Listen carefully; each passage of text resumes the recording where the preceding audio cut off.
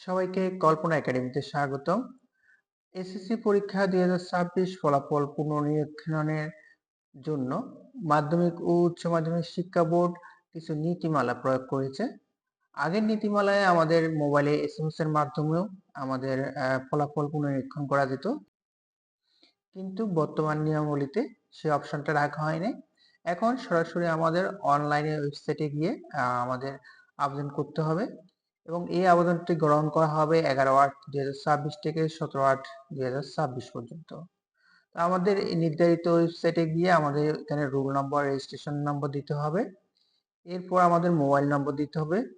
Mobile নম্বরটি অবশ্যই নিজের মোবাইল নম্বর দিবে, কারণ আমাদের পরীক্ষার যে ফলাফলটা আসবে সেটা এই মোবাইল নম্বরে আমাদের ফলাফলটা আসবে।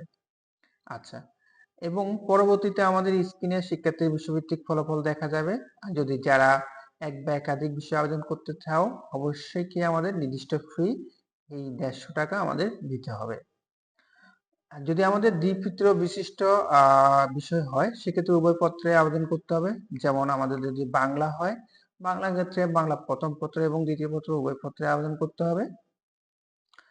তো এবং আমাদের পরবর্তী স্ক্রিনে আমাদের পদে ফ্রি পরিমাণ দেখা যাবে, যেমন বিকাশ, নগদ এবং সোনালী সেবা এর মাধ্যমে আমাদের ফি গুলো আমাদের জমা দিতে হবে। তবে আমাদের ফি পরিশোধের পর যদি একবার জমা দিয়ে দিই, সেক্ষেত্রে আমাদের আবেদনটি আর কোনো পরিবর্তন করা যাবে না।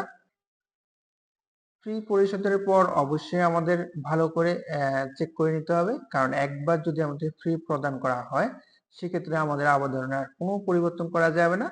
তা অবশ্যই ফি প্রদানের আগে আমাদের কোন বিষয়ে পুনর্নিরীক্ষণ করছি সে বিষয়টি ভালো করে খেয়াল রাখতে হবে।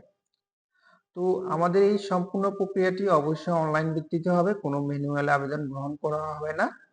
তাই সবাইকে খুব কেয়ার ভাবে অনলাইনে আবেদন করতে হবে। তো এই ছিল আমাদের এসএসসি পরীক্ষা 2026-এর ফলাফল পুনর্নিরীক্ষণের নিয়মাবলী। তো আশা করি আশা করি সবাই খুব সুন্দর করে পরীক্ষার পুনর্নিরীক্ষণের নিয়মাবলীগুলো মেনেই অ্যাপ্লাই করবে। তো সবাই ভালো থাকবে, সবাইকে ধন্যবাদ।